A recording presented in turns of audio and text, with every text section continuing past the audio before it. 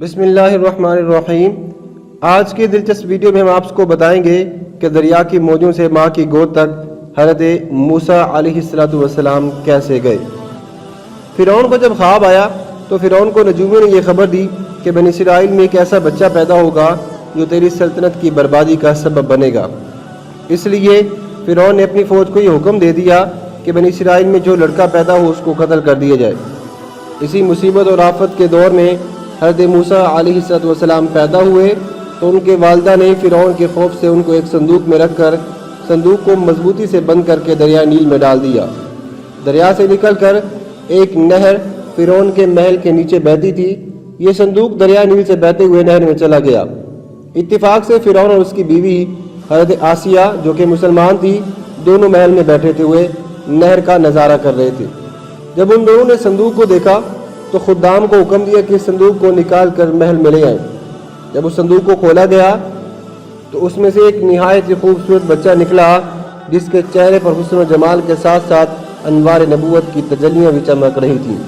فرعون اور حضرت آسیہ علیہ السلام دونوں اس بچے کو دیکھ کر دل و جان سے اس پر قربان ہونے لگے اور حضرت آسیہ نے فرعون سے کہا کہ قرۃ عین لی ولد لا تقتلوه عسى ينفعنا او نتخذه ولدا وهم لا يشعرون۔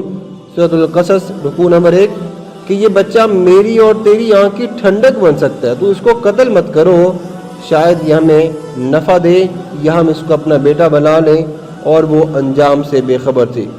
اس پورے واقعے کو قرآن مجید نے سورۃ طٰہٰ میں اس طرح سے بیان فرمایا ہے جس کا ترجمہ ایسے ہے، اور جب ہم نے حضرت موسیٰ سے کہا کہ تیری ماں کے دل میں ہم نے وہ بات ڈال دی جو الہام کرنا تھا کہ اس بچے کو صندوق میں رکھ کر دریا میں ڈال دے، تو دریا اس کو کنارے پر ڈال دے اور وہ اس کو اٹھا لے جو میرا اور اس کا دشمن ہے، اور میں نے تجھ پر اپنی طرف سے محبت ڈال دی اور اس لیے کہ تو میری نگاہ کے سامنے پالا جائے۔ سورۃ طٰہٰ رکوع نمبر 2 پارہ نمبر 16۔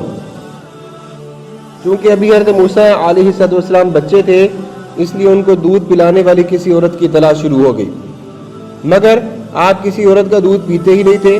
ادھر حضرت موسیٰ علیہ السلام کی والدہ نے بے حد پریشان ہو کر اپنی بہن جو کہ حضرت موسیٰ کی بہن تھی، موسیٰ کی بہن مریم کو جستجوئے حال کے لیے فرعون کے محل میں بھیجا، اور مریم نے جب یہ حال دیکھا کہ بچہ کسی عورت کا دودھ نہیں پیتا تو انہوں نے فرعون سے کہا کہ میں ایک عورت کو لاتی ہوں، شاید یہ اس کا دودھ پینے لگے۔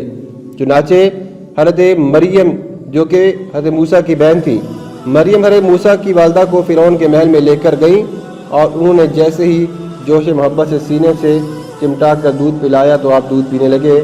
اس طرح حضرت موسیٰ علیہ السلام کی والدہ کو ان کا بچھڑا ہوا جگر مل گیا۔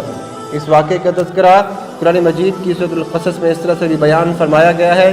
اللہ تبارک و تعالیٰ نے فرمایا وَأَصْبَحَ فُؤَادُ أُمِّ مُوسَىٰ فَارِغًا إِن كَادَتْ لَتُبْدِي بِهِ لَوْلَا أَن رَّبَطْنَا عَلَىٰ قَلْبِهَا لِتَكُونَ مِنَ الْمُؤْمِنِينَ وَقَالَتْ لِأُخْتِهِ قُصِّي فَبَصُرَتْ بِهِ عَن جُنُبٍ وَهُمْ لَا يَشْعُرُونَ وَحَرَّمْنَا عَلَيْهِ الْمَرَاضِعَ مِن قَبْلُ فَقَالَتْ هَلْ أَدُلُّكُمْ عَلَىٰ أَهْلِ بَيْتٍ يَكْفُلُونَهُ لَكُمْ وَهُمْ لَهُ نَاصِحُونَ فَرَدَدْنَاهُ إِلَىٰ أُمِّهِ كَيْ تَقَرَّ عَيْنُهَا وَلَا تَحْزَنَ وَلِتَعْلَمَ أَنَّ وَعْدَ اللَّهِ حَقٌّ وَلَٰكِنَّ أَكْثَرَهُمْ لَا يَعْلَمُونَ۔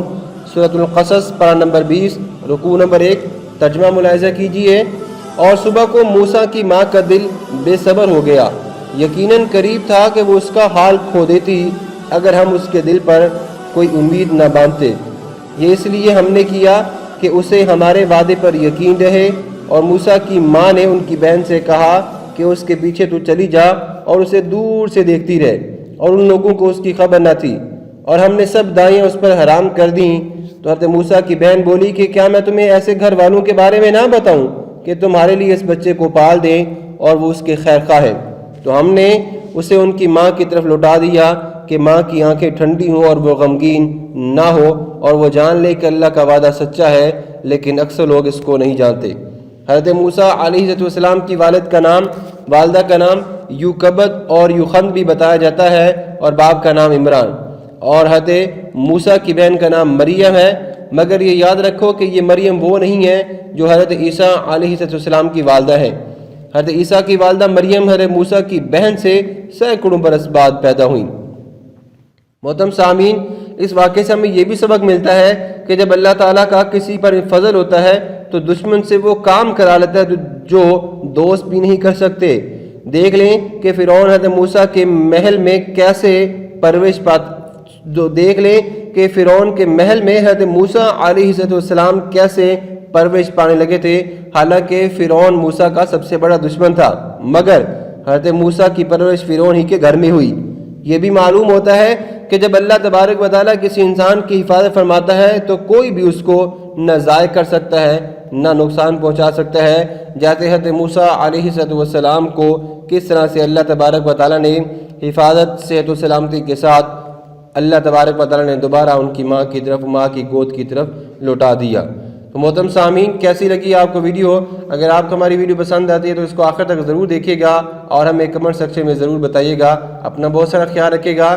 ہم دعا کرتے ہیں اور امید بھی کرتے ہیں کہ آپ بھی اسلامی واقعات کو سیکھنے کی، سمجھنے کی، سننے کی ضرور کوشش کریں گے۔ اللہ تبارک و تعالی ہم سب کو انبیاء کے واقعات سے عبرت حاصل کرنے کی توفیق عطا فرمائے اور ان کی زندگی کا مطالعہ کرنے کی توفیق عطا فرمائے۔ آمین۔ وما علینا الا البلاغ المبین۔